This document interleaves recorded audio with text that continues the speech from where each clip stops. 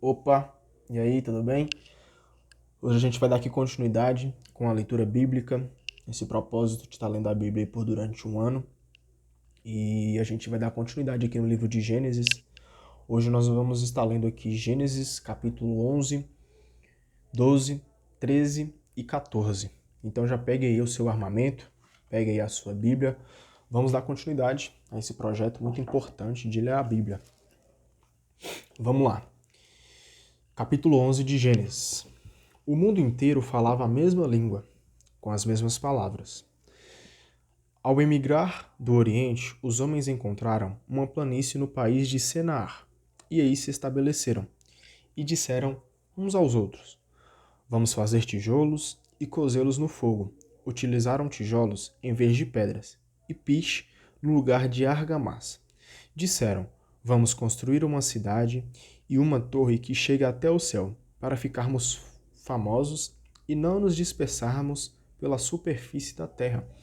Aqui a gente está lendo, né, sobre a Torre de Babel. Você vê aqui que os homens, né, muito egoísta, pensando apenas em si mesmo, queriam construir uma torre para ficarem famosos, ficarem conhecidos, né, e que eles se não dispersassem pela terra. Estavam enganados. Então Javé desceu para ver a cidade e a torre que os homens estavam construindo. E Javé disse: Eles são um povo só e falam uma só língua. Isso é apenas o começo de seus empreendimentos. Agora, nenhum projeto será irrealizável para eles. Vamos descer e confundir a língua deles, para que um não entenda a língua do outro. Javé os espalhou daí por toda a superfície da terra, e eles pararam de construir a cidade. Por isso a cidade recebeu o nome de Babel, pois foi aí que Javé confundiu a língua de todos os habitantes da terra. E foi daí que ele os espalhou por toda a superfície da terra. Esta é a descendência de Sem.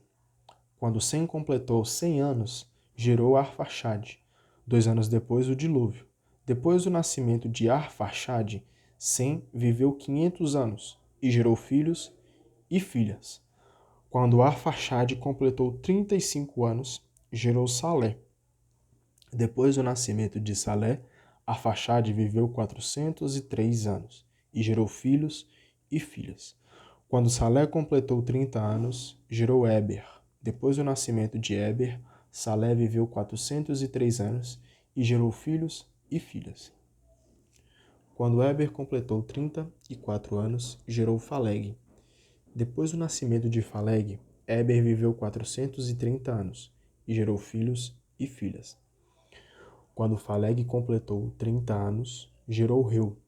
Depois do nascimento de Reu, Faleg viveu 209 anos e gerou filhos e filhas.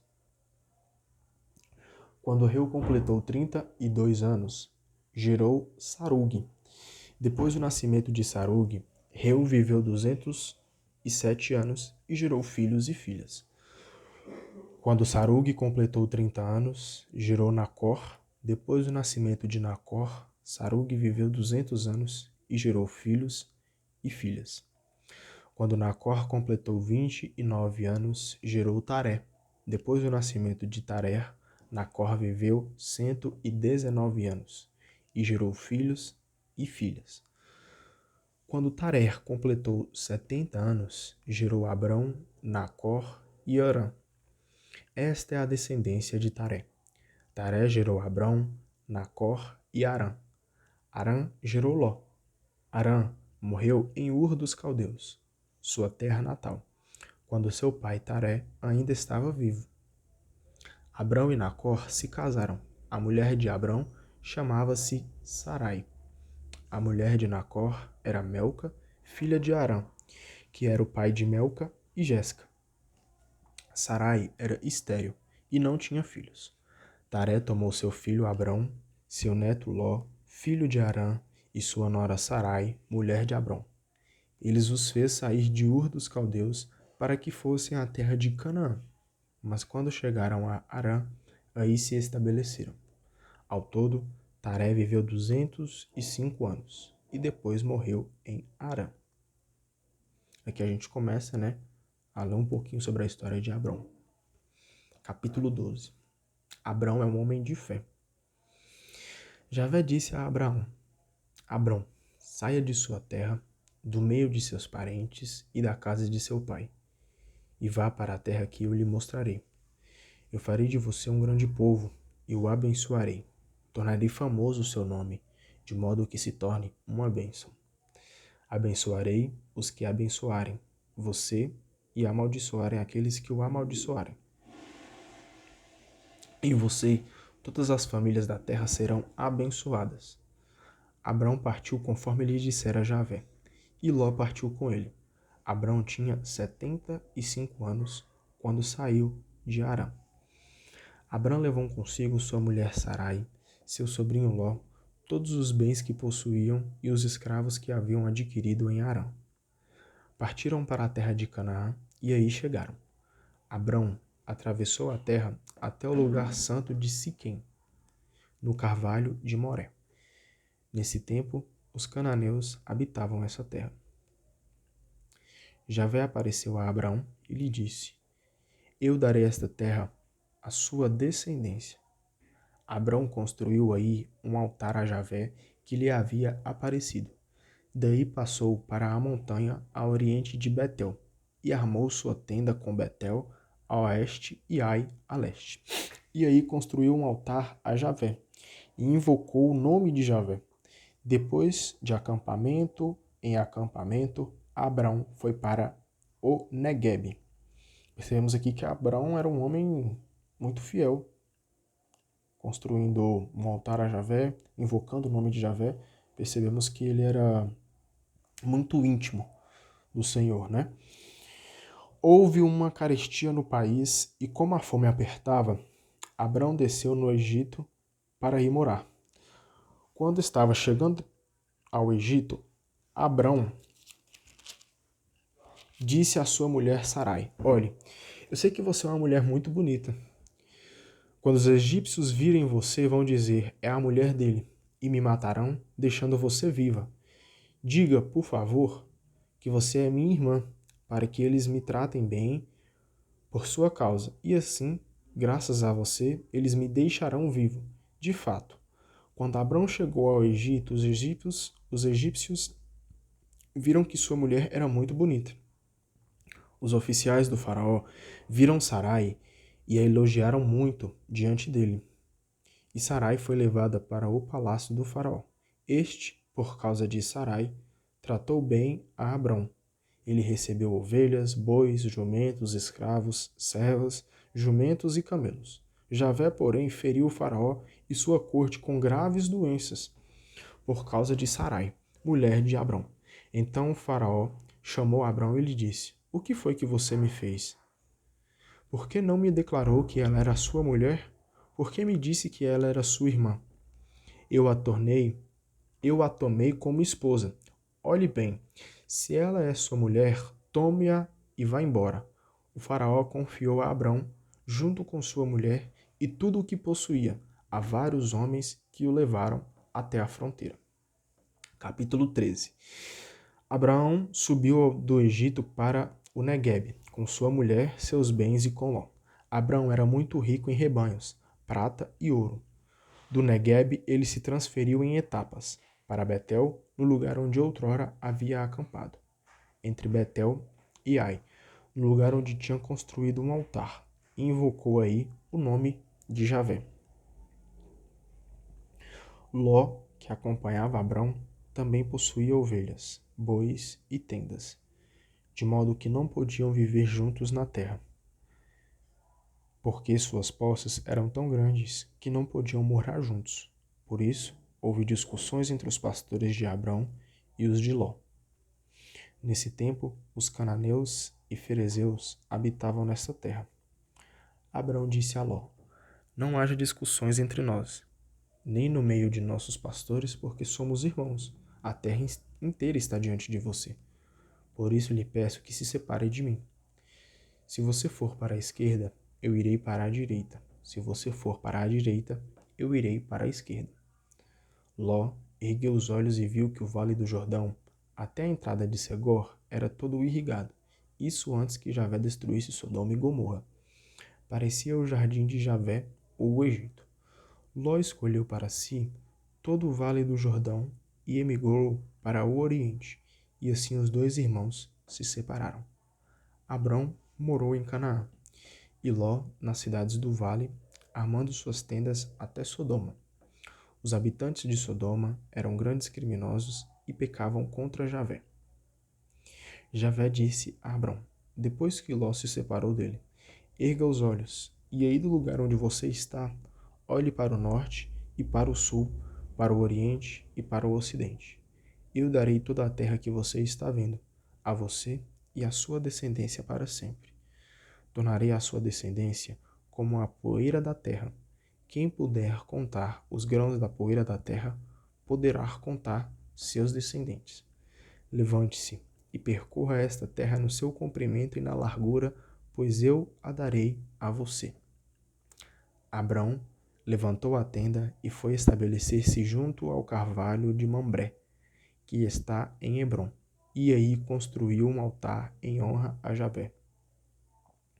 A gente percebe aqui que Abrão estava aberto, né? Para receber a glória de Deus, para receber aquilo que Deus o ordenava. Muito bom. Vamos lá para o capítulo 14. No tempo de Anrafel, rei de Senaar e de Arioque, rei de Elazar e de Codorlaomer, rei de Elã e de Tadal, rei das nações, todos estes fizeram guerra contra Bara, rei de Sodoma, contra Bersa, rei de Gomorra, contra Senaabe, rei de Adama, contra Semeber, rei de Seboim, e contra o rei de Bela, que é Segor. Estes últimos se reuniram no vale de Sidim, que era o Mar Morto. Durante 12 anos, eles tinham ficado submetidos a Codorlaomer, mas no 13º ano se revoltaram. No 14º ano veio Codorlaomer com os reis aliados a ele e derrotou os Rafaitas em Astarote-Carnaim, os Zuzim em An, os Emim na planície de Cariataim e os Horitas nas montanhas de Ser até Elfarã, na margem do deserto. Depois voltaram e foram à fonte do julgamento, que é Cádiz. Conquistaram todo o território dos Amalecitas e amorreus que habitavam em Azazontamar. Palavras difíceis. Então os reis de Sodoma e da Gomorra, de Adama, de Seboim e de Bela, que é Segur, fizeram uma expedição e se apresentaram no vale de Sidim para batalhar. Contra Codorlaomer, rei de Elã, contra Tadal, rei das nações, contra Anrafel, rei de Senaar, e contra Arioque, rei de Elazar. Eram 5 reis contra 4. Ora, o vale de Sidim estava cheio de poços de betume. Ao fugir, o rei de Sodoma e o rei de Gomorra caíram neles. Os outros se refugiaram na montanha. Os vencedores saquearam todos os bens de Sodoma e Gomorra, assim como todos os seus mantimentos, e foram embora. Levaram também Ló, sobrinho de Abrão, e seus bens, e se foram. Ló morava em Sodoma. Um fugitivo foi informar Abrão, o hebreu, que habitava no carvalho do amorreu Mambré, irmão de Escol e de Aner, aliados de Abrão. Quando Abrão soube que seu parente fora levado prisioneiro, reuniu seus aliados e familiares em número de 318 e perseguiu os inimigos até Dan. Dividiu a tropa e os atacou de noite, derrotando-os e perseguindo-os até Oba, ao norte de Damasco. Recuperou todos os bens e trouxe também seu irmão Ló, junto com os bens, as mulheres e a tropa dele. Quando Abrão voltou, depois de ter derrotado Codorlaomer e os reis aliados, o rei de Sodoma foi ao seu encontro no vale de Save, que é o vale do rei. Melquisedeque, rei de Salém e sacerdote do Deus Altíssimo, levou pão e vinho e abençoou Abrão, dizendo: Bendito seja Abrão pelo Deus Altíssimo, que criou o céu e a terra. E bendito seja o Deus Altíssimo, que entregou os inimigos a você. E Abrão lhe deu a 10ª parte de tudo. O rei de Sodoma disse a Abrão: dê-me as pessoas e fique com os bens.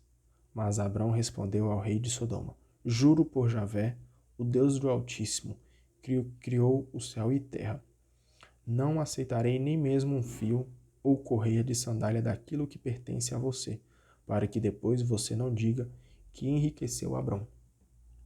Não quero nada para mim.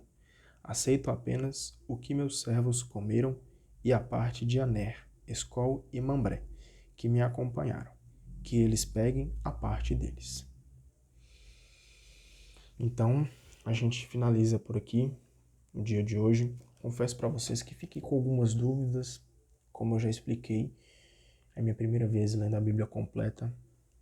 Então, eu sabia que essa parte aqui da história de Abraão seria um pouco confusa, né? Tem alguns nomes de cidades, nomes de pessoas que são um pouquinho complicados de entender. Mas estamos apenas no 3º dia. Vou dar uma lida aqui de novo. Vou ler aqui um pouco mais focado, prestando mais atenção no que está querendo dizer, até para eu poder aprendendo um pouquinho. E você faça o mesmo. Mesmo que você não tenha entendido, peça primeiramente a ajuda do Espírito Santo para que ele possa nos guiar e que tudo que aqui for lido a gente possa receber no nosso coração verdadeiramente. Então espero que você esteja gostando aí, esteja acompanhando esse projeto, esteja também fazendo a sua parte. Você lê a Bíblia também, muito importante para nós cristãos e para todas as pessoas da Terra. E é isso aí. Muito obrigado pela sua companhia. Amanhã estamos de volta para dar continuidade aí no livro de Gênesis, para a gente conseguir ler a Bíblia toda. Fechou? Tamo junto. Deus abençoe você. É nóis.